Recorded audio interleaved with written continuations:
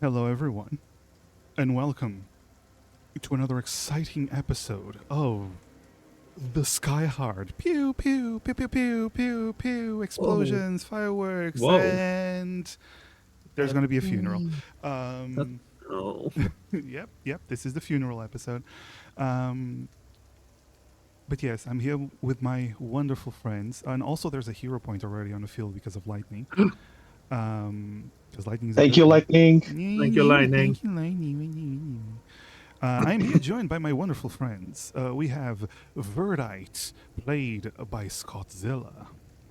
Good evening. Chelsea, played by Savian. All right, let me just check real quick. As you no. did announce in your server. Got it. I did announce in my server. Hey. We have Nim, played by OceanX. Hello, I am Oceanax, and I hate AI. Yes, agreed. We have Kethis, played by Raining Blades. Hi, everyone. And then we have Spyro Proxy, played Valanaris, played by Spyro Proxy. You're right. Hello. You are indeed an Asimar in real life. Yes. I've seen this man. I've seen this man. He does indeed have a halo. And I am just as much religious as all others. Yes, of course. Anyway, totally. Anyway, in a previous episode, at the start of Season 4, the party finally returned to their ship, the Windcaller, after failing to acquire one portion of the map, including the core of the temple, that was taken from by Crow, a member or supposed leadership of the Six-Eyed Crows. There was a battle that you can see behind you. Beautiful image depicting the battle exactly as it happened. Exactly. Yep. Kethis and Crow were literally there above the dragon, but anyway. Bless. Yes. Yay, Skyheart. Hi, Belle. But yes, after failing, the party returned to horrible news. It seems like Crow attacked the ship. 2 members of the crew were killed. Vignir and Gruff, the cook. 2 other members were in critical condition. The party tried. Those with healing abilities attempted to stabilize, while Verdite, the ship's medic, attempted to save both Durgan and Fizzarella. But unfortunately, their wounds were too extensive. Durgan lasted only long enough to see his buddies again.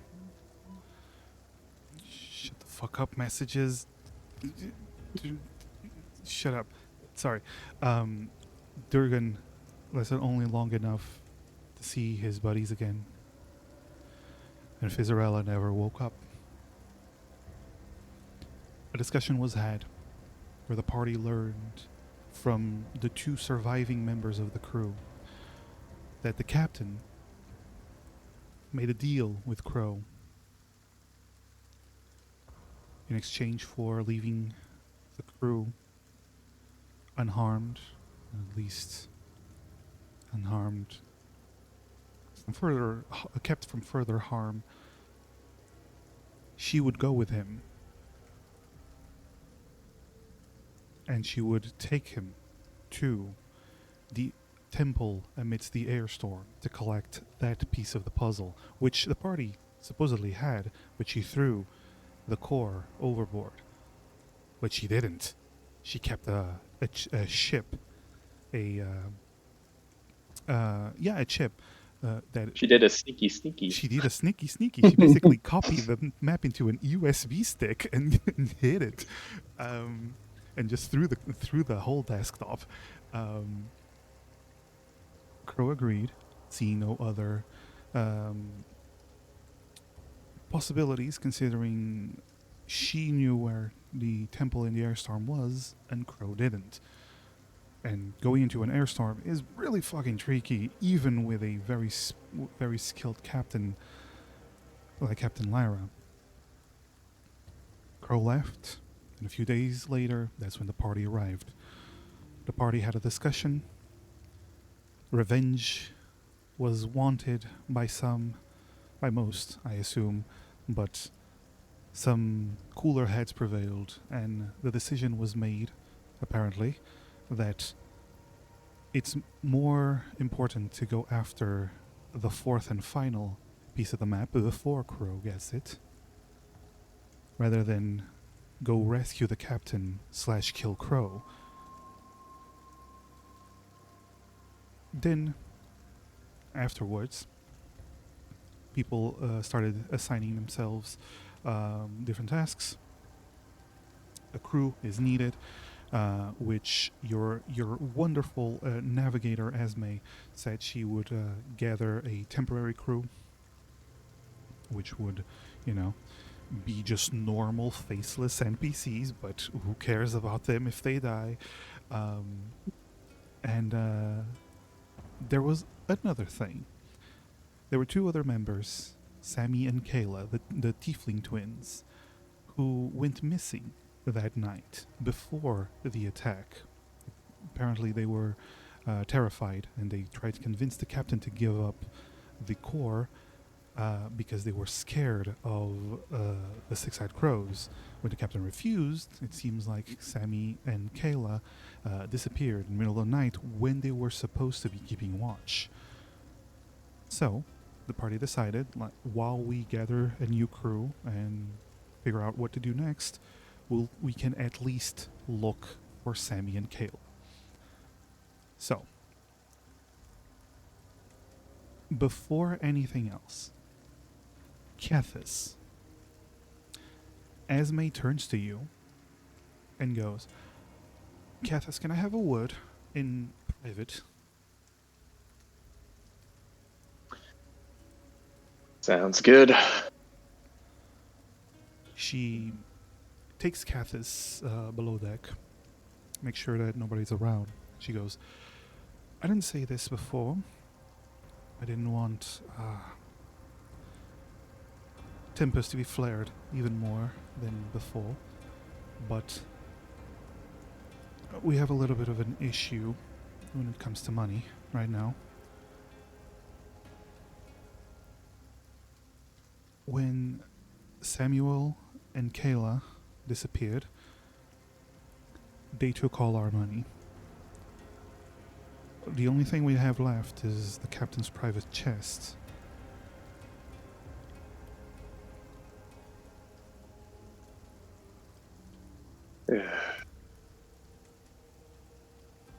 Well, seems like trying to track them down and find them is a little bit higher on the priority list now.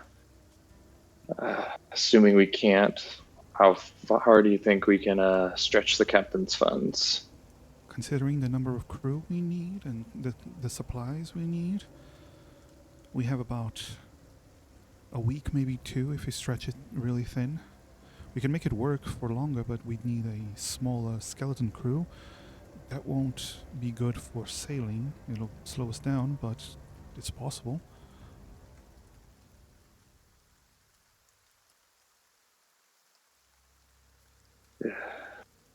And here we thought that we were going to be done with working odd jobs to try and make funds. All right, well,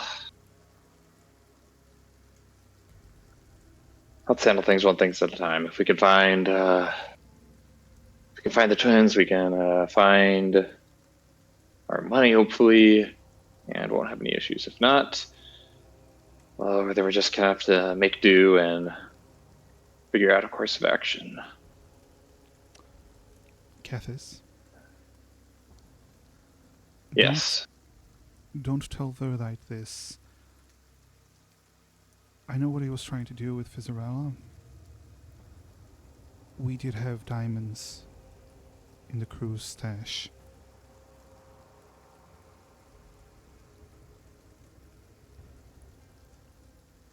He won't know.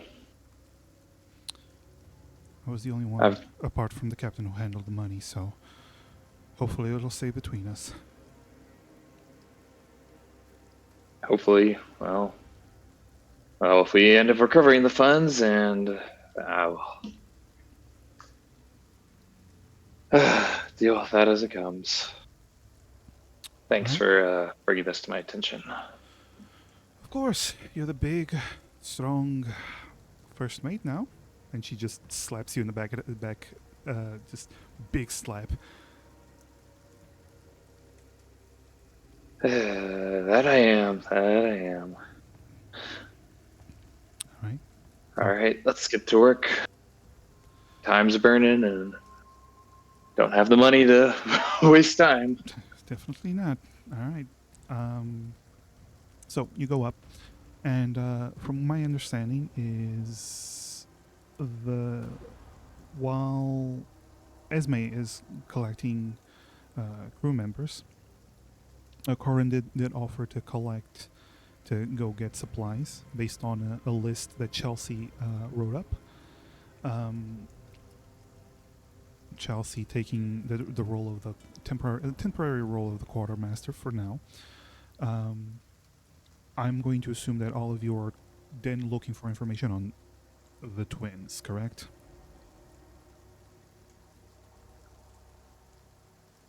Mm-hmm. Yeah. Okay. So, I will say, with Chelsea's ability to make people invisible, and with you having the ability to be sneaky, and also Valinara's not being wanted by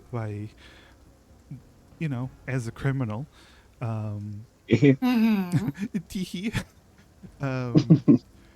I will say, I will allow you all to roll me a stealth with advantage for all of you to symbolize how sneaky you are moving about the points of civilization in this island to gather information. So, if you roll out well enough, there won't be any issues with the law. So you can all roll. Each of us is rolling. Yes, everyone is rolling. Valanaras, you don't need to roll because you can just walk around in the open. Okay. Not Even terrible. better, because my stealth is awful. Nim puts on different makeup and does her hair different and wears still pretty but different clothes. Makes sense. Mm-hmm. Could actually roll though. There we go. Oh. That was almost a natural 20 on my screen. Holy shit. Yeah, me too. Yeah. But instead, Nim was more preoccupied with looking good.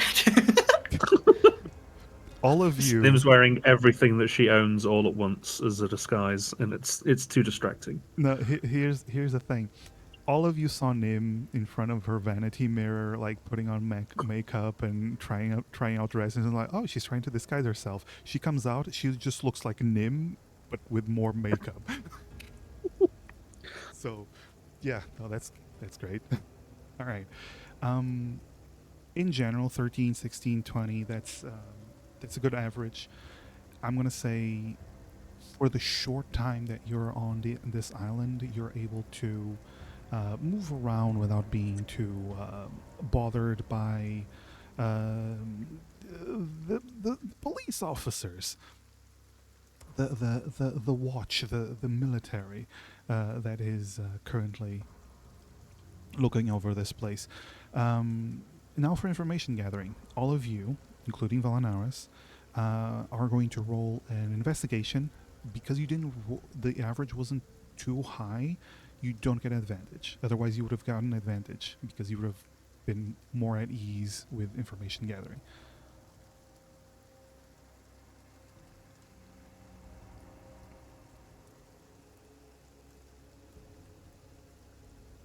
Okay. Sorry. You too, Valanaris. Yes. Yes. Oh, there is.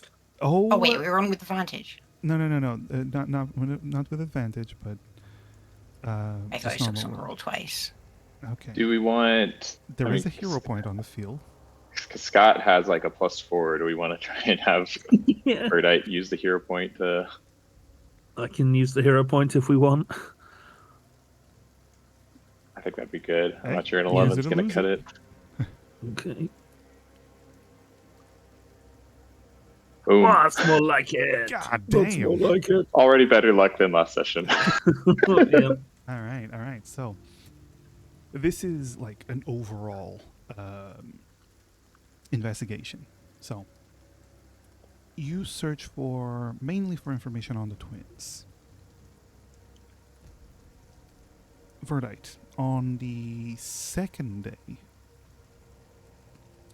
No, actually, the end of the first day. Hello, bot. Goodbye, bot.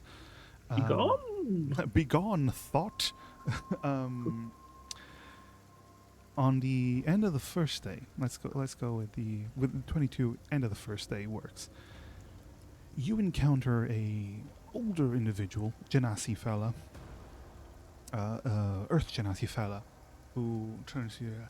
I know about those tiefling twins. It's not often that we see tieflings around here, and especially where they wanted to go. They didn't get a ship, which was surprising, but apparently they had a lot of money. They wanted to go to, and he like looks around. They wanted to go to Black Wind. Would I know what Black Wind is? Yes, you Verdite, Cathis. I'm gonna say Chelsea as well. You can roll history.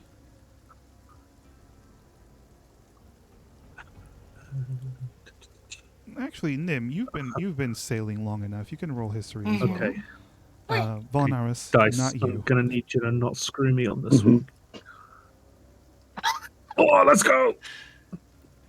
I'm so good at rolling. I love rolling 2 natural ones in a row. Where were On these my dice screen, it last was week? on my screen. It rolled into Verdite's dice and then like immediately knocked over into a 1. Yep. So this is Verdite's fault. No. Uh, Verdite's redeeming himself after last week. Listen, Osho, if you think about it, it takes skill to roll 2 natural ones. Like, Statistically. True. statistically. Okay. True. All That's like a 1 in 4,000 chance. See? There you go. Verdite.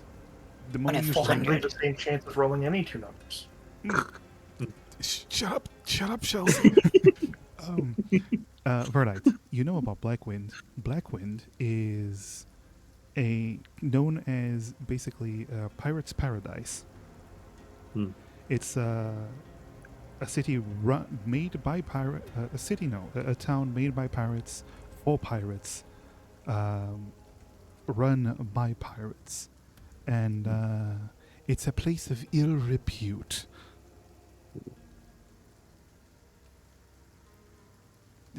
It's not a nice place. Yeah. Okay.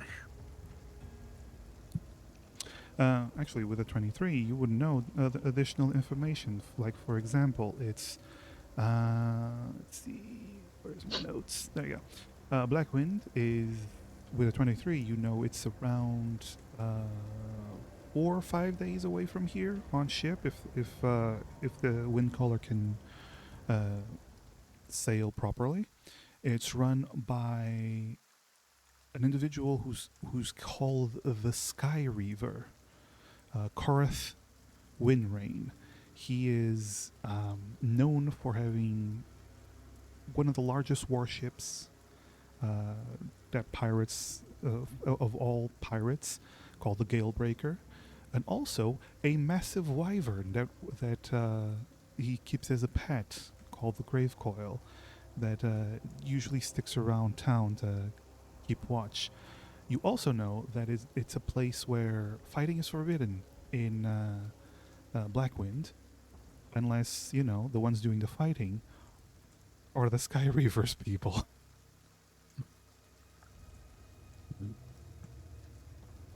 Okay.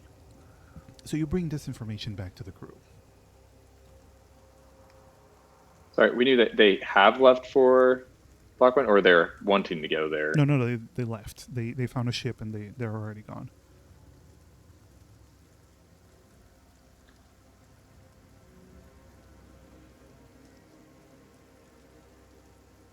Because apparently they had a lot of money that they spent.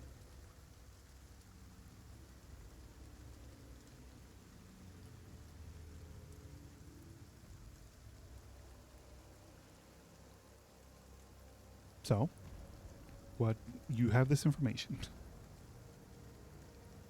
Okay. Have we all reconvened? I would say so, yes. Okay. I think rolling that 1, Nim just comes back with some bags full of clothes.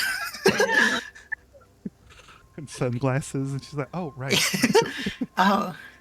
They weren't at the clothes stores, guys.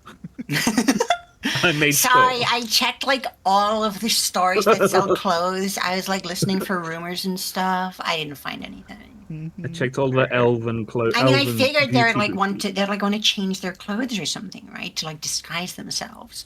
But I didn't see them anywhere. You know, I was asking after them. They weren't in any of the elven boutiques. It's crazy. It's crazy. Okay, Verdi's going to just go straight up to Cathis and just be like, I know where they went. I know where they went, and apparently they had a lot of money. According to this old guy I was talking to, they were traveling with quite a lot of cash. How are our finances looking? Because they weren't exactly you know, well off. I think you just answered your own question, Birdite. I think it's as good as a stop as any. I mean, we still, even if we have a vague idea where the last temple is, we still need to. We necessarily can't get an entire crew here, and we need to get proper supplies, preferably in a place we're not wanted, before heading out and doing more information. That's probably very difficult to do here. So. Well, I know where they're going, at least. I found that out from that old guy. They've gone to Blackwind. Oof. I can only imagine why, but... Is Crow that... Well, I mean, I know the answer. I was going to ask, is Crow scary enough to want to run away to Blackwind, but I guess the evidence is there.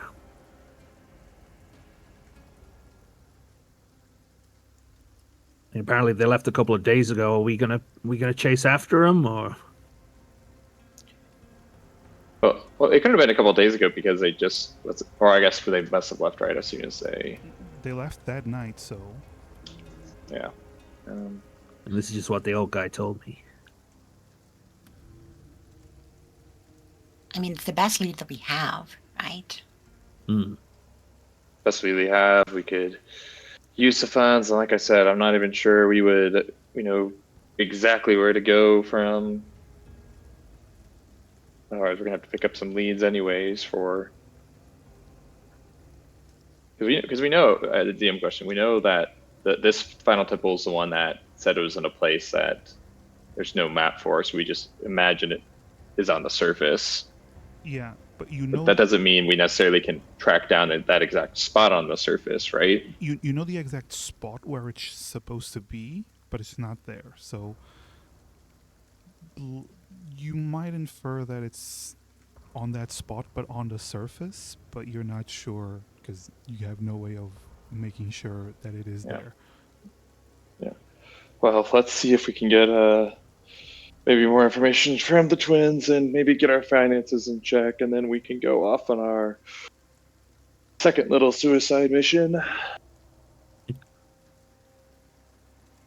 I've always been kind of curious about Blackwind, to be fair.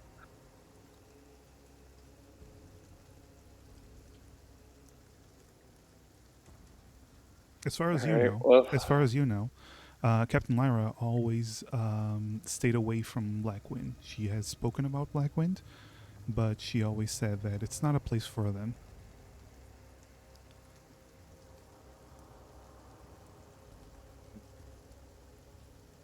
Valanaras, you have no fucking clue what Blackwind is. Neither Nim, Chelsea, neither do you.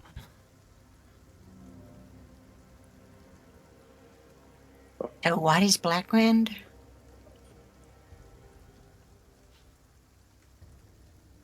Oh, that's right. Yeah, you probably wouldn't have heard of it.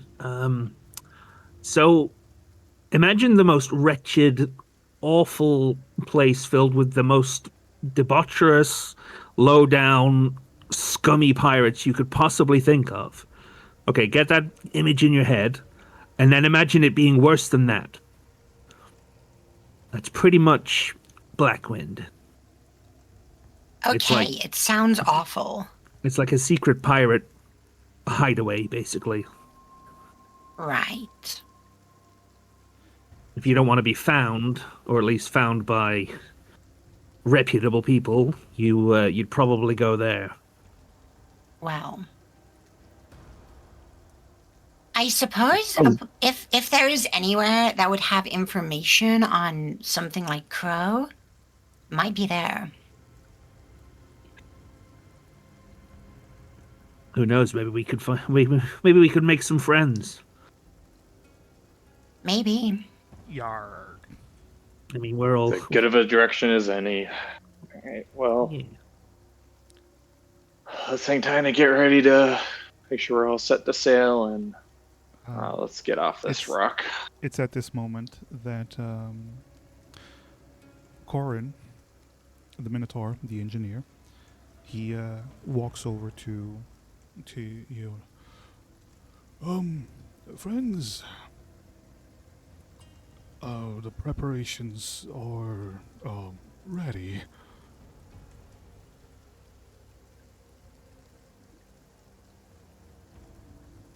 And Alright.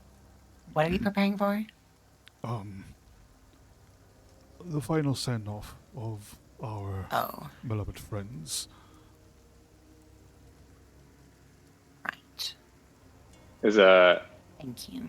is everyone here at this time, or are we still waiting for No, I would say everyone is gathered. I would say since it's been about a day, Esme has gathered a crew of people who are basically keeping to themselves.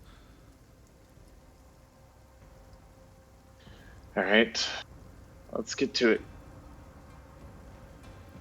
Right. Right, Nim, you said you'd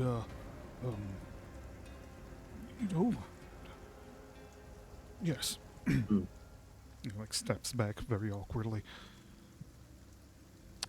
You do see as there were no coffins that were made, but all four of the bodies were wrapped up in cloth, and the tradition on the crew is if there is a body, is either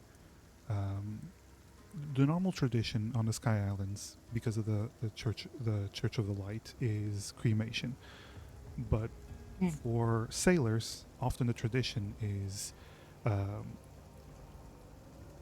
respectful casting overboard of the bodies to return them to the sky, so to speak.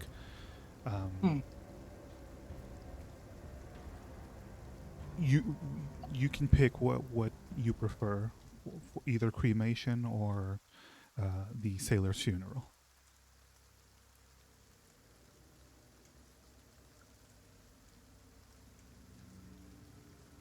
We're gonna give him a proper sailor's funeral like we usually do on the wind collar, I'd say. Hmm. I'm not the biggest fan of the idea of whatever the hell any demons are going to do with their bodies, but I suppose there won't be much left by the time they reach the ground, so... Nim actually brings up a good point. That's actually exactly why the Church of Light cremates, because it is believed by the Church of Light that if the bodies fall off the islands, demons will take them. I think maybe we should combine the two traditions. You're saying set fire to them and while we drop them? Cremate them and then, don't give them anything. Don't give anything down below a chance. No, I think that's a good idea. Cremate them and cast off the ashes. Alright. Oh, hero point from Sin. Oh. And a villain point from Sin. Wow. Same. Give and take. Equal opportunity. Yeah. All right, so let's just say you gather up and you start building a pyre for the bodies. Nim and Verdite, roll me a religion check. I swear to God. Ironically, I swear to God. You swear to the light. So to any god that's listening, there we go. Mhm. 19. Nim, you follow Verdite's lead. Yeah. Um, Nim's just like helping do things. She doesn't really know how to do things. I would say that you learn all of this stuff because you would have had to learn this, but you just don't remember it. But with Verdite's help, you're actually doing you're helping. You're helping. Hell yeah. So, you make sure the bodies are in as best a condition as they can be. Everyone gathers. You begin performing the rites as the bodies are placed on top of the pyre. You do see there's a big difference between the bodies. For Vingnir, like 2 people have to carry him. He's a Goliath. He's very big. And then for Fizzarella, 1 person is enough for the little gnome as the bodies are carried to the pyre. Rites and words of, I would assume, Verdite, you're following more of the light. Although actually, 3 of the dead ones were actually followers of, were actually of the species that follow the Maker instead of the light. So, but Verdite, with a 19, you know all the words for all the religions. That's your thing. Knowing all the religions, that's your thing. As you perform the rites, some purified quote-unquote water is splashed on top of him. And before the fire is set, if anyone wishes to say a few words, now would be the time.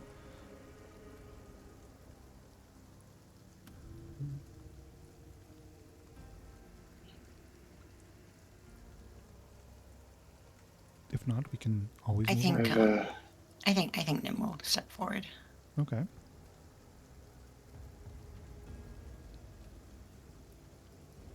I know that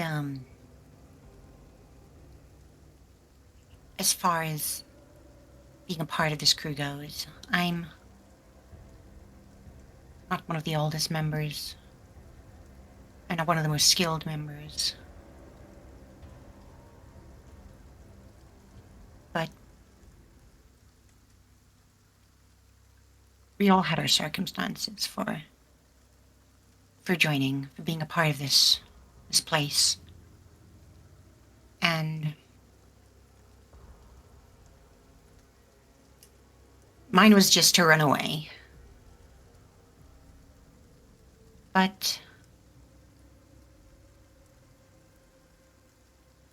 I think even when you're not looking for something, you can find something, and I found something here. And it's not something that I want to let go of so easily. I think it's worth more than that.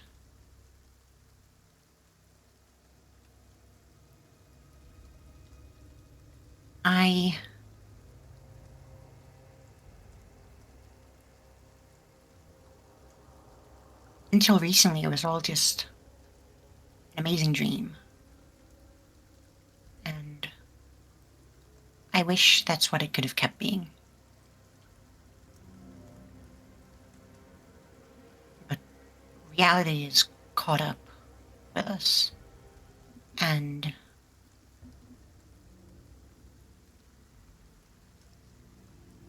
now, if we want to make things right, if we want to return to that life, then we've got to pull ourselves up by the bootstraps and make it happen, because no one else is going to make it happen for us. If we do nothing, then we accept not just the end of this, but the end of everything. And I don't want that.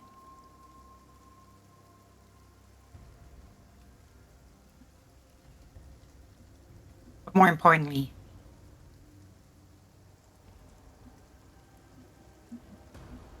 I don't want their deaths to be in vain. We're gonna get revenge.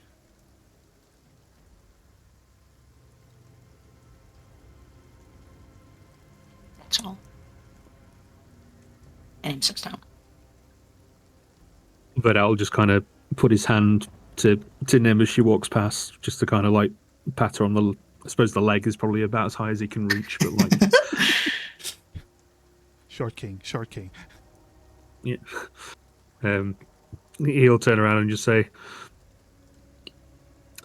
"I know we're all angry about what's happened. I know I let my temper get the better of me, and I haven't changed how I feel.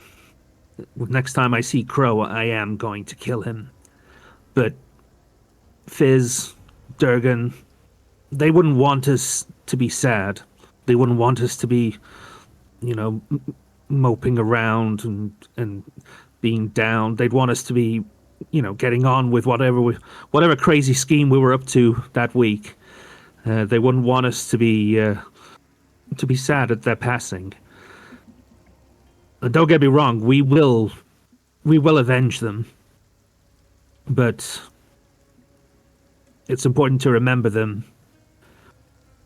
And, the times we had together. I mean, I know Chelsea and Nim, you've only been on with us for a relatively short time compared to everybody else, but you're part of this crew too.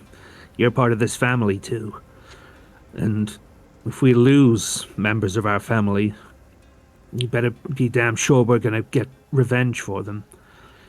We're going to make it right. We're going to find Crow. We're going to get those cores. We're going to find the captain. We're going to find Sammy and the twins. And we're going to make all of this right."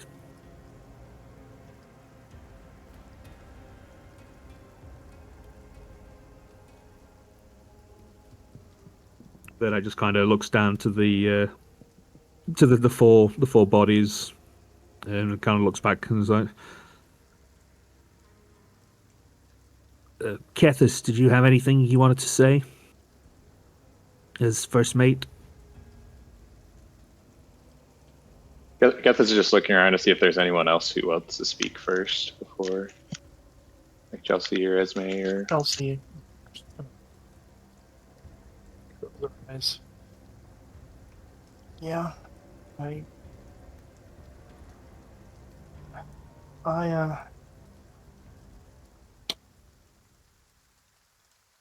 also a bit of a runaway myself. I try not to really talk much about my life before now, but it's just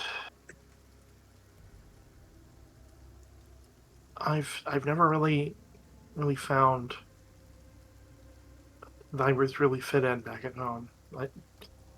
You can probably tell I'm.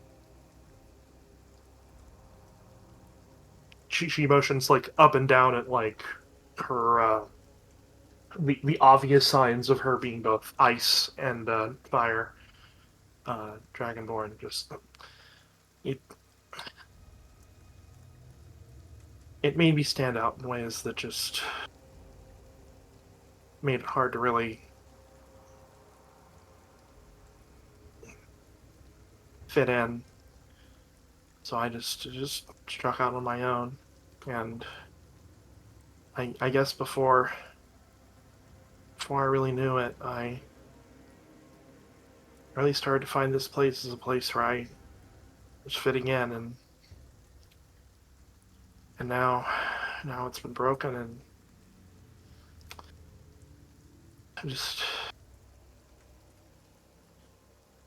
I don't want to lose what's left. I don't want to lose the rest of you guys too. I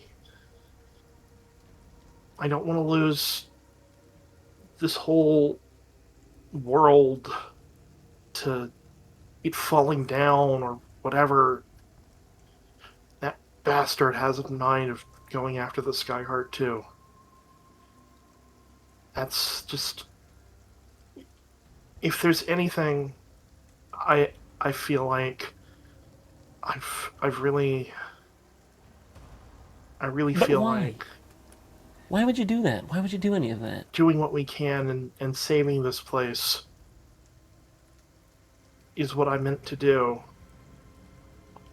And making my way here and being with you all and us doing this together is just, it's the first time anything's really felt right in my life. And just, it hurts so much to see these people I didn't get to spend all that much time with, that should have tried to spend more time with and get to know better. And I don't want to lose anything else, but more than anything else, I can't step away from this either. I can't step away from you all.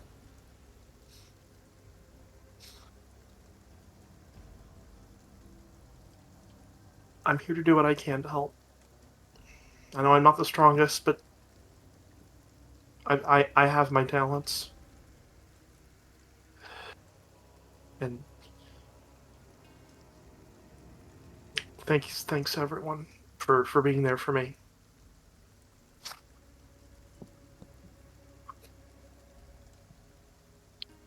As May puts a hand on your shoulder, Chelsea gives you a little squeeze. I'll look up at her. She stands up and she goes, "Do you all want to know why Gruff never wanted anyone to go inside his kitchen? He wouldn't admit it to anyone, but Captain and I, we saw it. Every time a member of the crew joined, Gruff would spend his next shore leave looking for recipes coming from that crew member's hometown as much as possible. He has a big stash of recipes in his kitchen, and he spent most of his time aboard ship trying out those recipes. He was a member of a war band before joining us, but when he came to us, all he wanted to do was cook. And he gave us the best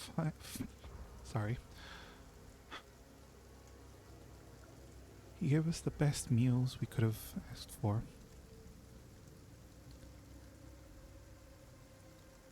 And that goes for everyone. Nobody took care of the ship like Fizzarella.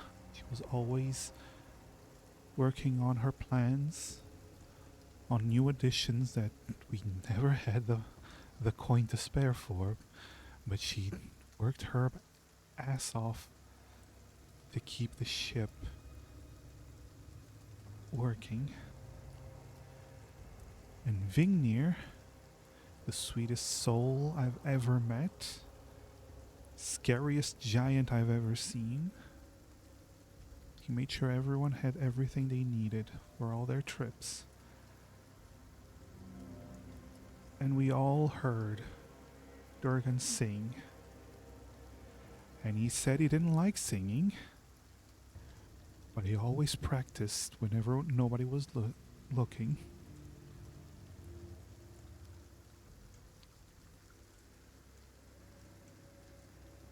And they were taken from us.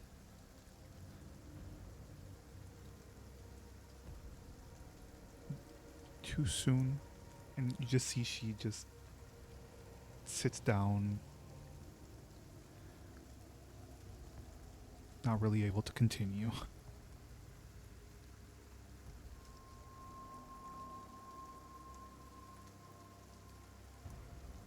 This steps forward and says, I mean, Esme is the only one here that's been here longer than I have, and I've seen, well, everyone join this crew, and, you know, talked about Gruff and how he joined. Bignir was found a sweet soul he was, you know, found him on a pirate ship where he killed everyone aboard because they were trying to sink a civilian ship due to not having enough loot. You know, Fizz was this whole ass story about something about an abusive king, oppressing a kingdom. I don't even remember the whole thing of it. And Durgan, you know, Durgan and I we worked on the same ship before coming here. Durgan got in a little bit of trouble due to drinking too much the night before, if you can believe it.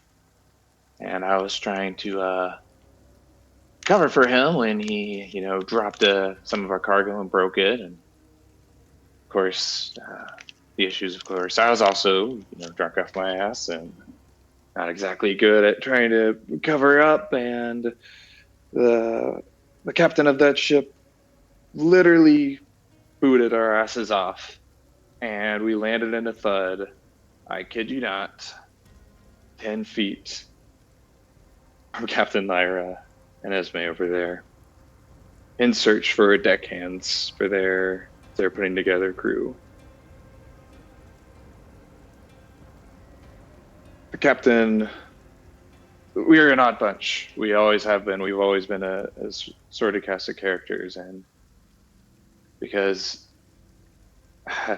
not only is our captain an oddball herself, but she was always willing to bring aboard people who, you know, maybe wouldn't fit in, or they had checkered pasts, or whatever the case was. And we all came together here, and some quicker than others. You know, we got acclimated, we joined, and we became what it is to be a part of a family. And while we have lost family before, this never before this many at once. Nothing quite like this. And I understand, for, as everyone's speaking, the anger, the desire for revenge, and what we want to do, but we also have to remember, you know, why we all joined here, why all four of them and everyone that came before banded together in this family, was uniting for one goal: the Skyheart.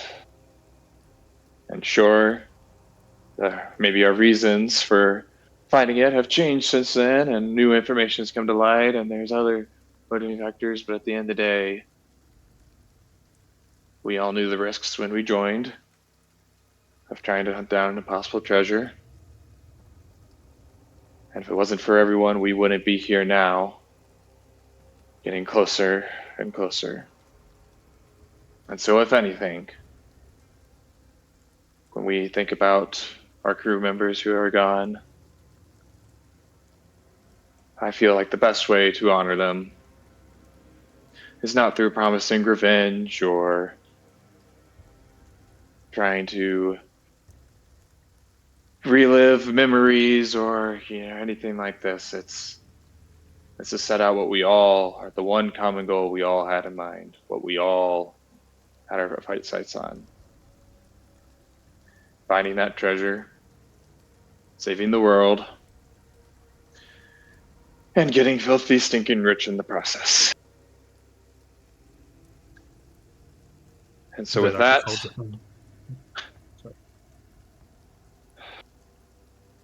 let's say one last goodbye to Gruff, to Vignir, to Fizzarella, and to Durgan. But wherever you may be, know that you will always be a part of this crew. And know that though you cannot journey with us forward, we will succeed. And we will find the Skyheart. Or die trying. Corin takes a little device that he has, and you see it light up. And he sets fire to the pyre. You see a bunch of the other sailors, the new ones. They understand. They don't know the situation, but they understand what happened. And they take off their hats, some of them. And pretty soon the fire consumes the bodies, and soon enough only ashes remain. And afterwards the ashes are collected, gathered, and I'm going to say each of all of you four, takes a bag of ashes and cast them overboard.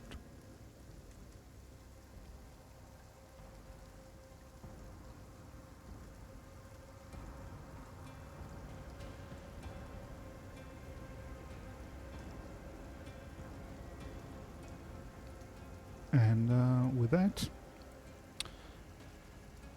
I would say everyone starts heading towards in their respective directions.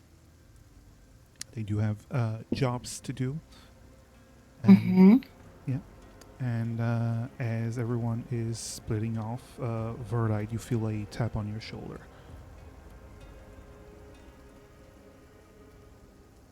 You see it's Esme, as she is signaling with her head for you to follow. I'll follow her. Once you get to, I'm going to say, to her room,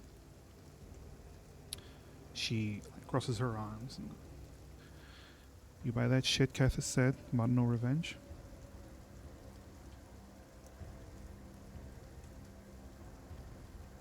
But I just kind of stands, not making eye contact, but like kind of like leans against the wall somewhat defiantly, and just kind of says, "She was my best friend, Esme."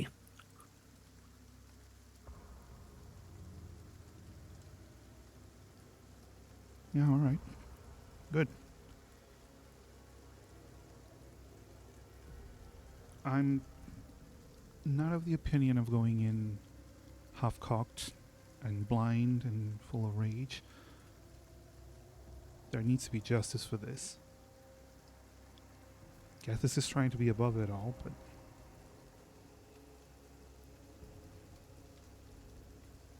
we both know it's not going to be that way.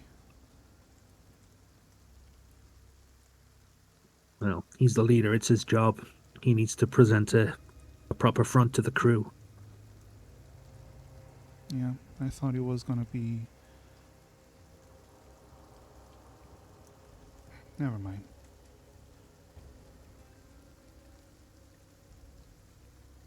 This starts with the twins. You got this, right? Yeah. We'll find him. We'll get him back. I don't think we can do this without them. We're going to need them to, you know. Yeah, This family's lost enough members. We can't lose any more. they're not members of this family.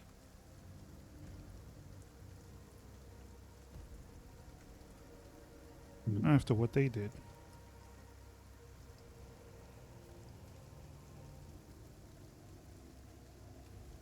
But I kind of frowns and crosses his arms, like his head, like his brow is like furrowed. It's like, We're supposed to keep watch, Verdite.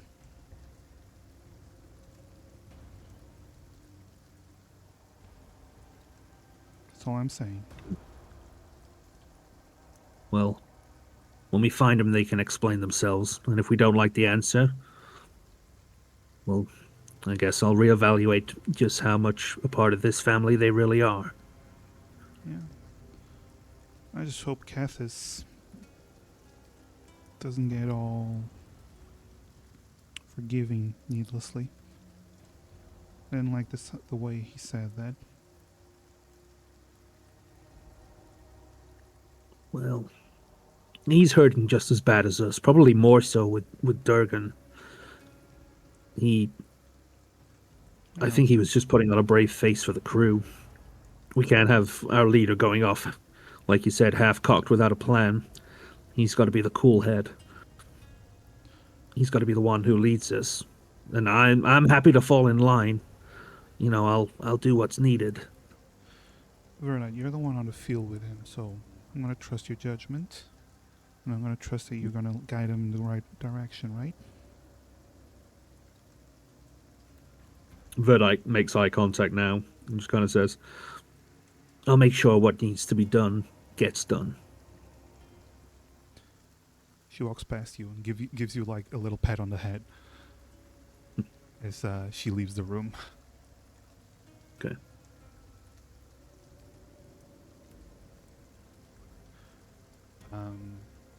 At this point, actually, as you're going inside, you see Veyrun, who stayed inside the ship.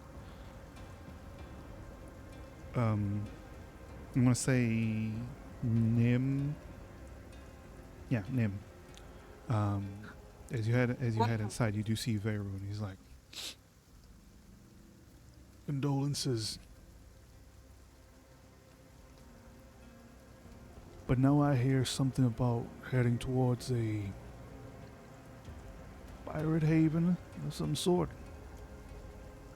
That seems to be the plan. What about the fucking crow guy?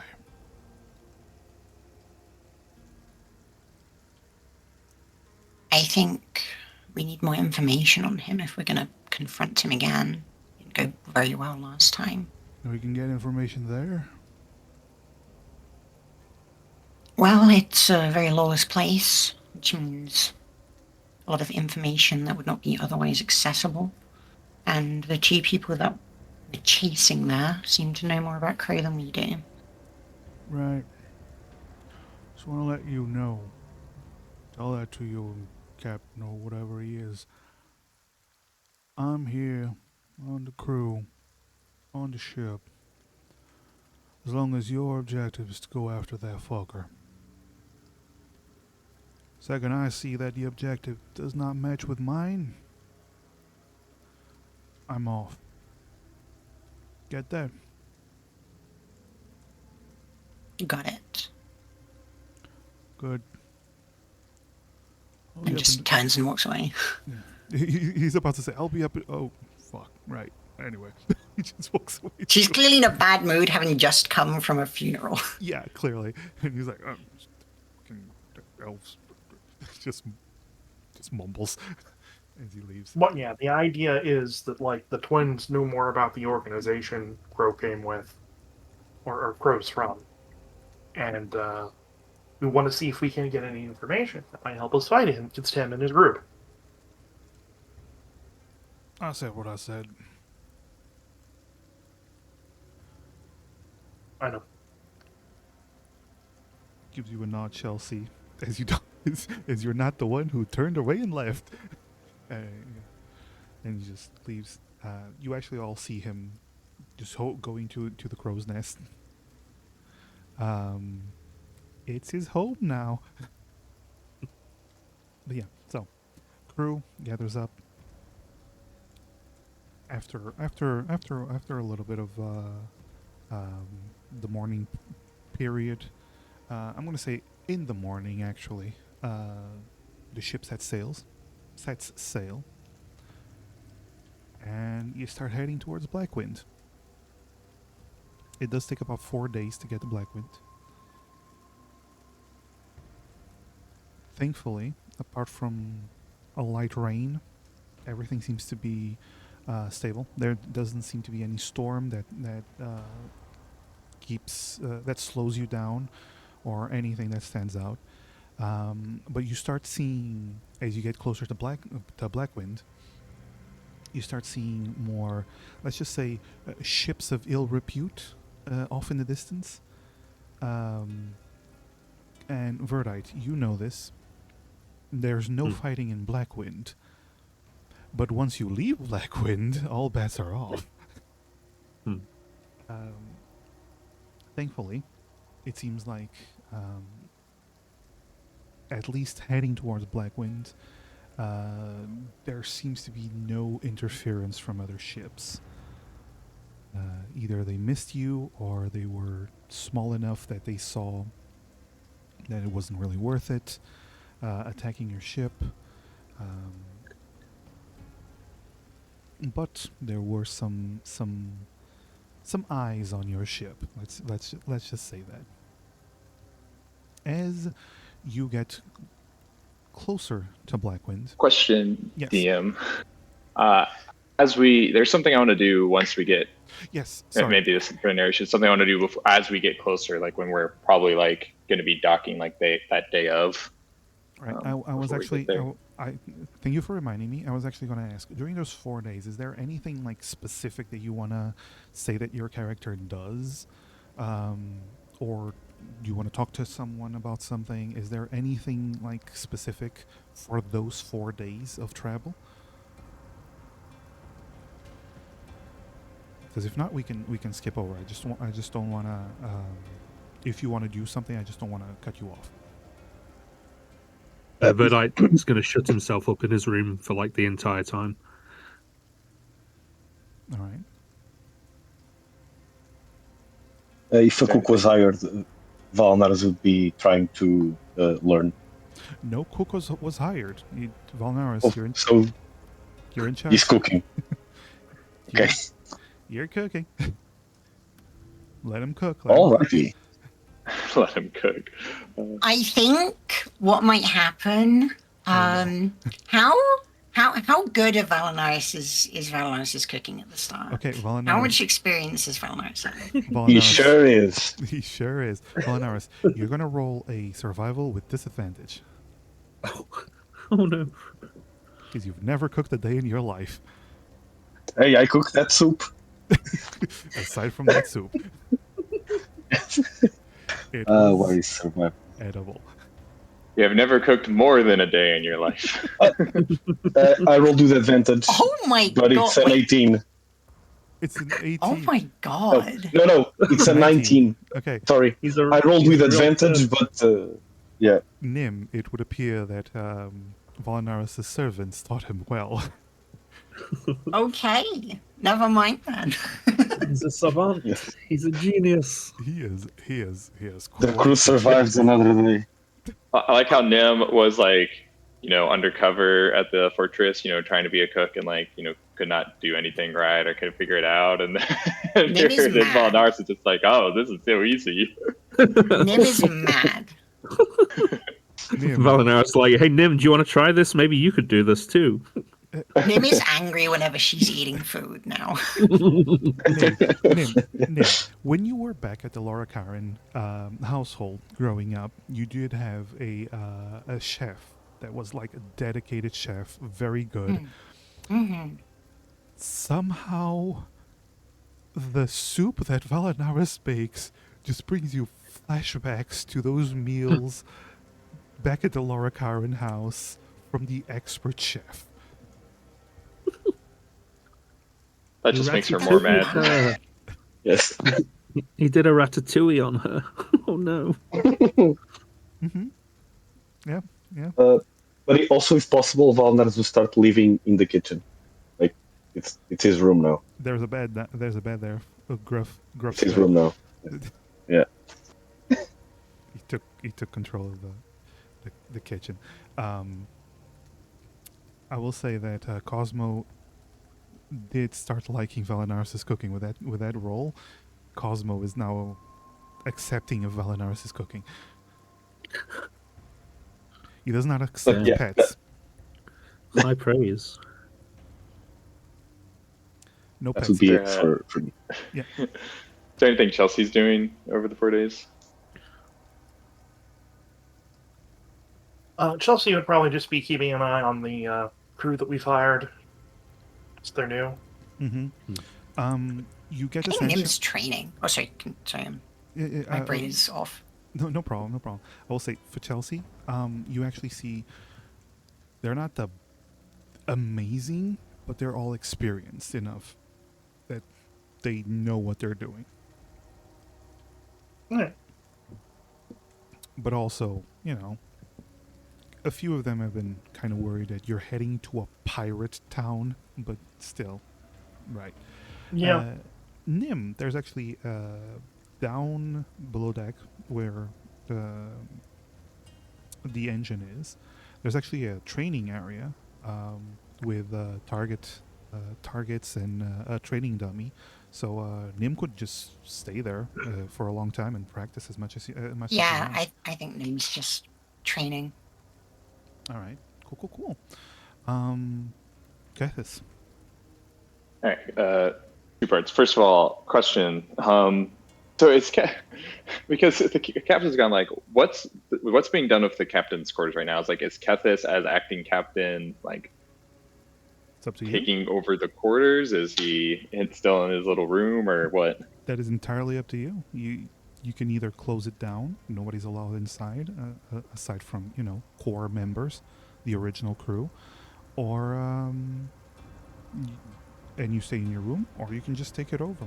That nobody is going to fight you on that. If you want to go to her room, I think Kethis will take over it for the time being, since there's ships are designed, so the captain's quarters, strategic locations, and it's a little bit bigger. And also with the new crew, it's important that it's not like, oh, hey, yeah, we're captainless. We're just, following commands and stuff. It's like there's a sense of normalcy.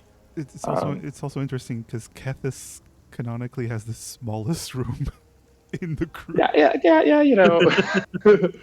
He had the most tenure over almost everyone but the captain, or everyone but the captain Esme. But smallest room. It's never bothered him. Yeah, totally. So he is, during these 4 days, or as we get closer towards the end of the trip, he's going to call Verdite into his office. Wow, step into my office, Verdite. I gotta go to the principal's office. Oh no. Gethys, you have a whole ass desk. So does Verdite come when he basically gets called to the principal's office? Right. Yeah. Verdite, Kethis is gonna gesture for Verdite to sit in the chair in front of the desk. He just kind of looks at him for a second, looks at the chair, and goes, "Huh, nice desk," and then sits in the chair. Thanks, buddy. Bit of an upgrade. Before anything else, is Kethis wearing like a captain hat, like a big, one of those big pointed? No, he is not. Tricorn. Aw. All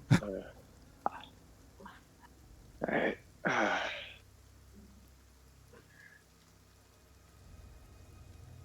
How you been holding up, Verdite? But I kind of avoids eye contact, but just kind of shrugs. As best as I can. I've been just studying mostly, trying to get in contact with. He kind of points one claw upwards, just in a general up direction. The guy upstairs, or guys. It's never really been that clear. I'm just going through my books again, going through my pendants, just going through my spells, just so I'm ready for next time. Because it's not happening again. I can't let it happen again. Not like that. Verdite, with the captain gone, that's right for the time being. As first mate, essentially I am in charge of the ship. And I have to ask you a question, Verdite, and I want you to be honest with me. Do you have a problem with that? What, with you being in charge? With me being in charge and listening to me? Absolutely not. You're in charge. You're the boss, man. You know, chain of command, chain of procession. You're next in line. You're the boss. You say jump. I say, please don't make me jump. I'm very small. But you say jump. I'll say how high. I'll do my best. Kethis has had a little chuckle before he kind of refocused himself. Is that going to be true going forward?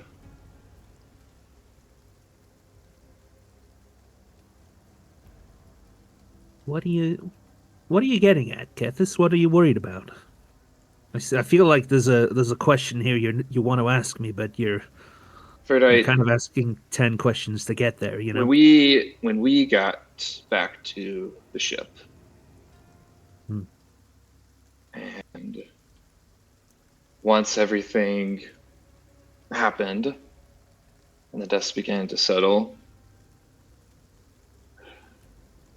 you made a comment, and perhaps it was out of anger or frustration, or maybe it was well thought out, I'm not sure, but you said something, and I more or less quote that you would stick with us for now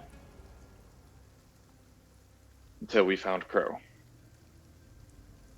At which point you were going to kill him. And I'm going to ask you another question.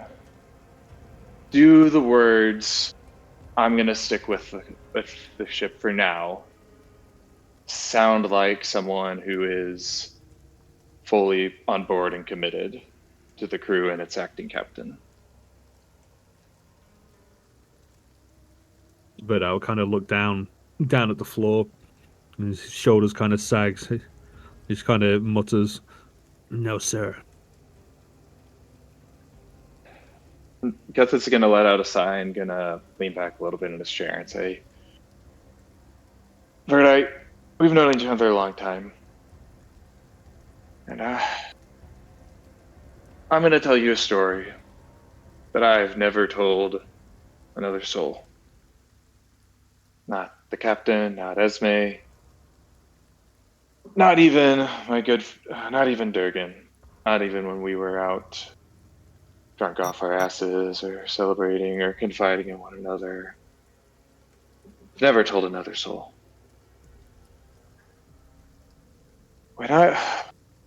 Long before I became a sailor, I was born on an island and raised on an island of Dragonborn as a class-based society, of which I, in part because of my heritage, Death Dragonborn aren't exactly looked fondly or kindly upon by any sort, but especially not our own species. What you would call the lowest class, the servant, the slave, the manual labor. It's not important to get into the details of the hierarchy and structure. And being a young, stupid, and hot-blooded adult, I did what many people do before, and I fell in love. I fell in love with the most beautiful woman I've ever set my eyes on, and someone who would never think that would even notice or consider me, but for whatever strange reason, looked upon me in the same way, or at least what I always thought and felt was the same way. What was stupid about it is that she was not someone within my own class. She was not even someone of a next class up, a merchant or a soldier class. In some ways, she wasn't even a part of the nobility class, the highest one, because she was, believe it or not, one of the princesses of the kingdom. The idea that us being together would be completely unthought about, and perhaps from her standpoint, as she would say, added to some of the excitement and allure of it. But we loved each other, and we did whatever we could to be with one another, and whatever the implications. And if that wasn't stupid enough, during that time of us having our affair, I don't know what you would call it, but she became a child with my child. And when she told me, everything in my life just came to a grinding halt, but it became also, it was confused, it was muddled, it was all sorts of emotions, but there was also a sense of clarity that she and my to-be child would be the most important things in my life, above everything else, above my own safety and well-being. I don't know if we, perhaps someone already,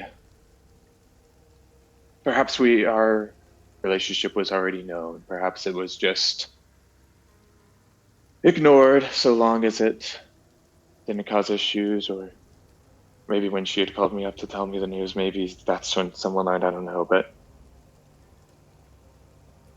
that union, that it would be one thing for what one might disregard as a fling or trying to take on a lower consort, I don't know, but to actually reproduce, it's not something that could have ever been ignored. And it was not a day after when I was suddenly descended upon by the royal guard, beaten badly, horribly, cast in a jail cell, and told in no uncertain terms that I was to be put to death for my transactions,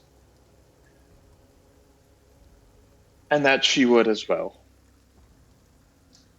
That, royal or not, that she had committed a monumental sin of tainting herself with such filth.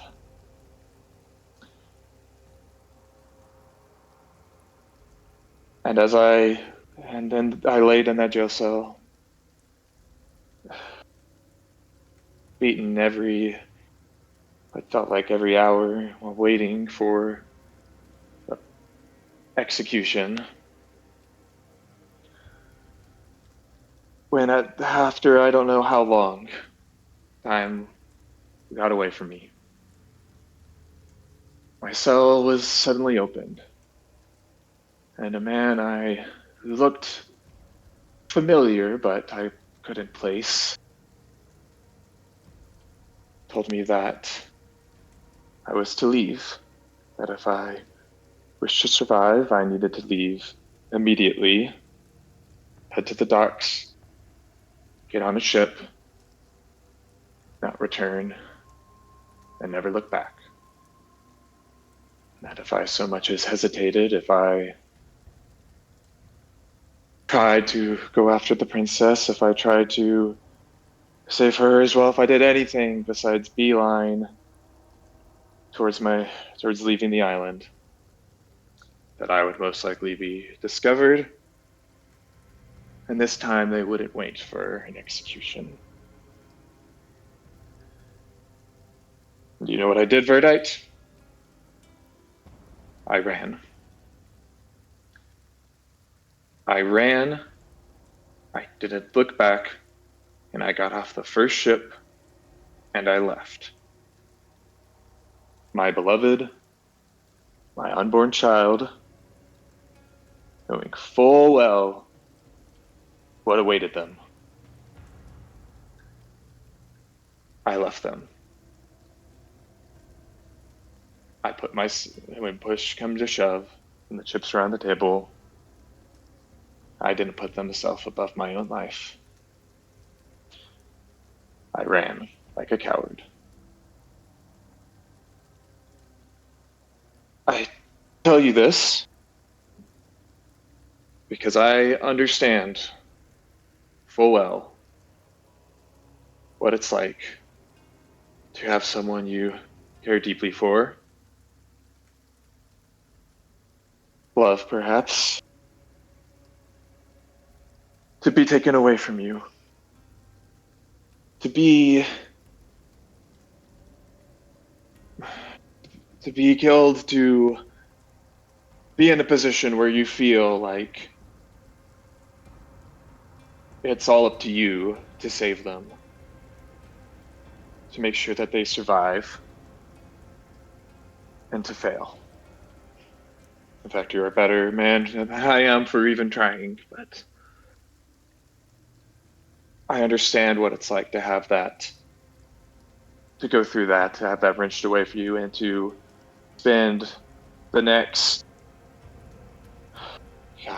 years, the next decades, that's reliving that moment, that hour, that time over and over in your head, to think about what you should have done differently, what you could have done differently, what you could have done to even avoid being in that situation to begin with, to think about specifically what you did to fail, not what you might have, not the memories, not the good times, not being thankful for what you had, but always going back to that guilt, that overwhelming, all-encompassing guilt.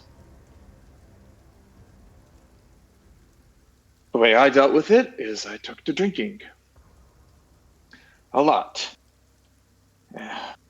Became one might say, functioning alcoholic, but I'm not sure there really is such a thing.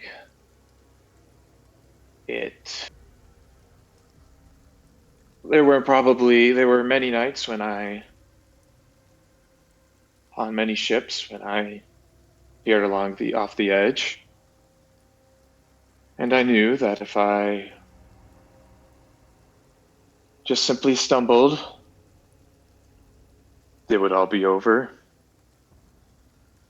I knew that if I drank enough or picked the wrong bar fight, it could bring about the end. Even when Captain Lyra brought me on board, and I found family, it was the first time that I ever felt like I had a true reason for moving forward, not for the sake of just making it to the next day, but an actual purpose, people I cared about. And still, the thoughts, the nightmares, the grief, they just overtook me. And I tell you this, Ferdite, not because I'm wanting your sympathy or condolences, or because I was in a bad place for years. I still am at times, although I've managed to mostly put the drink behind me, thanks to our stubborn previous first mate. And always looking after us.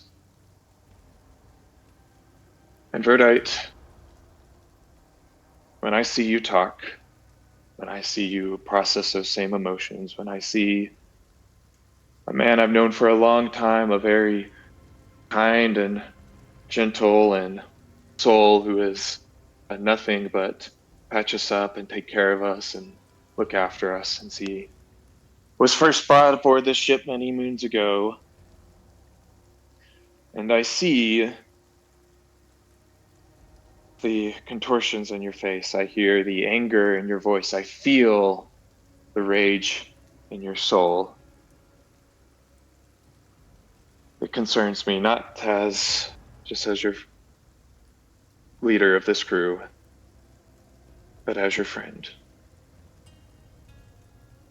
And while there's a time and place for revenge, and God knows that Crow is going to pay, and that we will make him pay,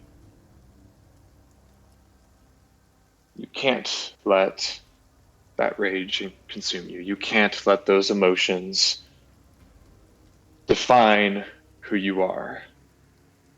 You can carry it with you. It can be a part of you. It can change you. But it can't define you. Because as soon as you let it, as soon as you embrace that, then you're not going to be the Verdite that we all knew. You're not going to be the Verdite that Fizz and the rest of the crew loved and depended on. You'll be nothing but a empty husk, a shell of yourself,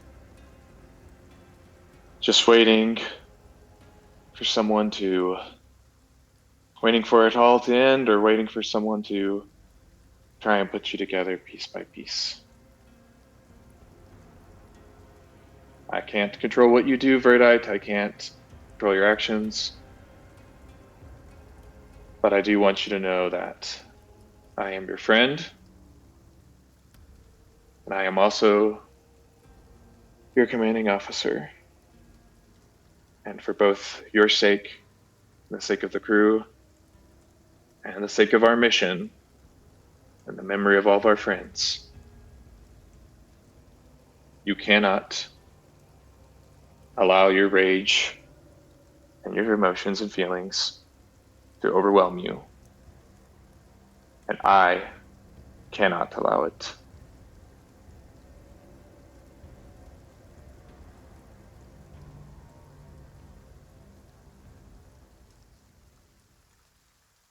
Vidite's just going to kind of sit there for a second, just like jaw almost like agape, just like, oh. He kind of looks down at his hands and then back up to Kethis, and his shoulders kind of shake a little bit as he says, I mean, I don't even like fighting. What am I gonna do by myself? I mean,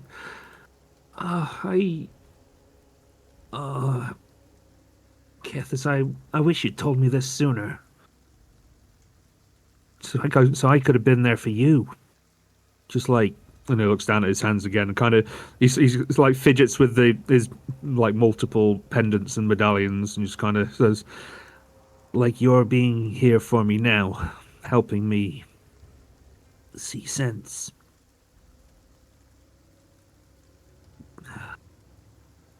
Fizz wouldn't want me to be this angry.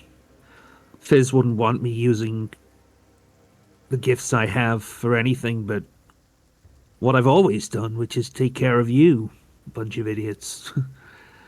And I don't know, it's when Durgan and her were lying there, and I was calling on every god and spirit that's ever helped me in the past, and they just left me high and dry. Nothing worked.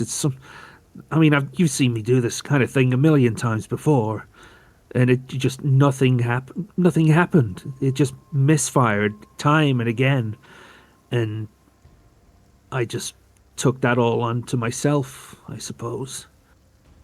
and what was grief has quickly mutated into just a black hole, just a pit in my stomach it was growing bigger and bigger.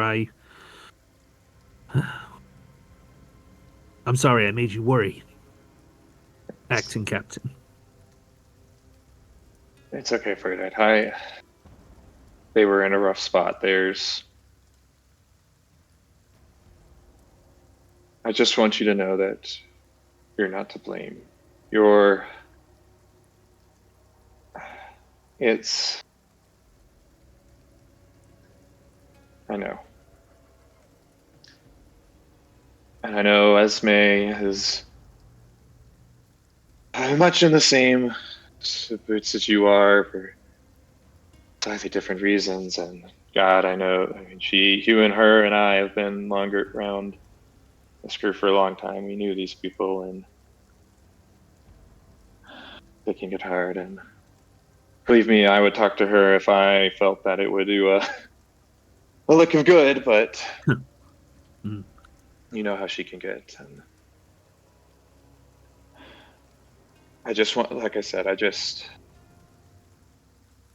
I know what I needed to hear way back when, and I never did, and I want you to hear the same. And I do want to emphasize, whatever you may think or worry about, revenge is on the table. The people who did this are going to pay. Crow, whoever is working with is going to pay. The tieflings, if I'm not in the vigilante business, and not sure that's even the best, given where we're going, that's even a possibility, but they will, in some way, if we can, at least have some sort of payment in regards for not causing this to happen. They're not the reason any of this happened, but they shoulder blame, just as we shoulder blame for letting Crow get away. For me, for failing to stop him. But at the end of the day, it is Crow's fault, and he will pay. We just have to make sure that we don't lose sight of ourselves in the name of tunnel vision. That we don't tear ourselves apart for a desperate bid to get what. Revenge will just be a fleeting moment, and after that, it will pass. It needs to be part of the greater picture, the bigger picture. Finding the Skyheart, saving the captain, saving the world, and making sure that their deaths were not in vain. The death of Crow does not somehow doesn't do that. Succeeding our mission, which will almost certainly result in the death of Crow as a bonus. That is how we honor their memory. That is how we make them proud of us. That is how we learn to forgive ourselves.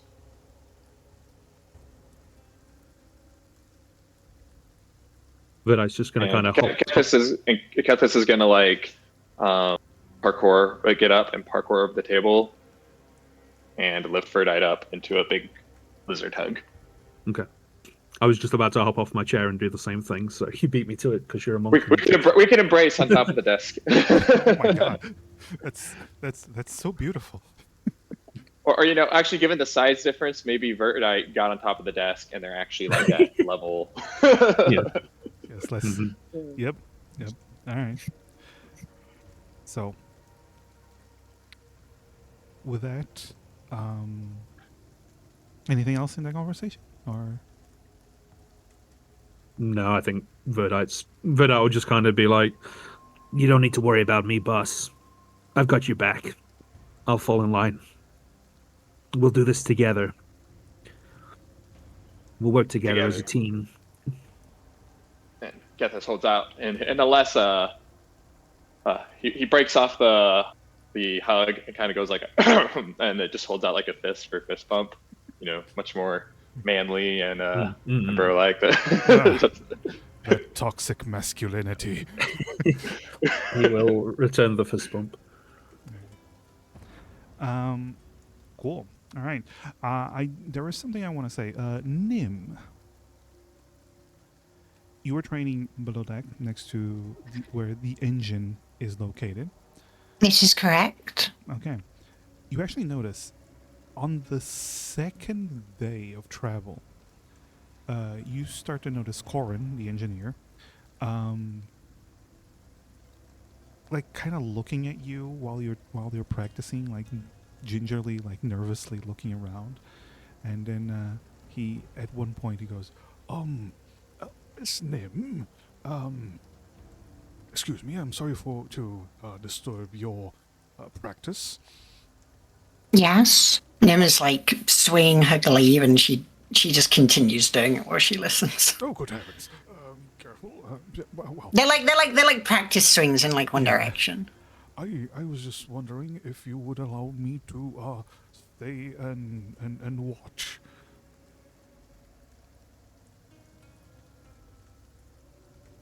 Well, do you perform better when someone else is watching? So, Yeah. Well, wonderful. is there any particular reason? I would rather not be alone right now. You see him like rubbing his legs like awkwardly. That night was terrifying, and I'm scared, and it would help if I had some company. Even if This is like a training room, right? Yes, it's not a separate room, but it's like a training section that was. Yeah. Yeah. Nim will pick up like there's probably like a wooden sword or staff or something there, and she'll toss it towards him. Like he doesn't catch it. Like hits it once, then hits it again. Yeah. Goes to catch it, and it just hits his head and then falls. And he's like, oh, picks it up. Like he picks it up with 2 fingers. Like If you're scared, there are some things you could do to make yourself less scared and give yourself more confidence. Would you? He like grabs the sword properly. He's like, would you teach me? Would you like to learn? Oh yes, thank you. Then I will teach you. Right. They say the pen is mightier than the sword, but sometimes you need a sword. Sometimes you need a sword. Right. And he starts to get into a stance, and you start teaching him, and very evident that Corin has never fought a day in his life. Yeah. But he looks very enthusiastic at the fact that you're teaching him. Yeah. All right. Then we'll earnestly train him. Oh, that's very nice. All right. Corin will remember this in the corner. But yes, so if that's all for if nobody else has anything specific to do, 4 days pass, and you get a warning, Cathis. I would assume you're at the helm. You get a warning from Esme as she says that we're getting close to Blackwind. And as the ship starts going around the island where Blackwind is located, you do see this is a jungle. It's not a huge, but it's a jungle island of sorts. As you start going around it, you start to see something that you've never seen on an island before. along the edge of the island, these are floating sky islands. Along the edge of the islands, you see like large chunks of broken ships that have been nailed to the side of the island, almost like bodies put on display. And the further you go, you start seeing dozens of these different ships, all nailed, almost as if a display of what happens to those who don't belong.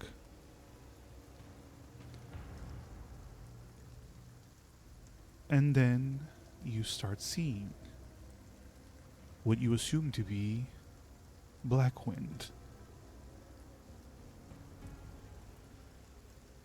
And that's where we're going to end the session because it's a good ending spot after all. What?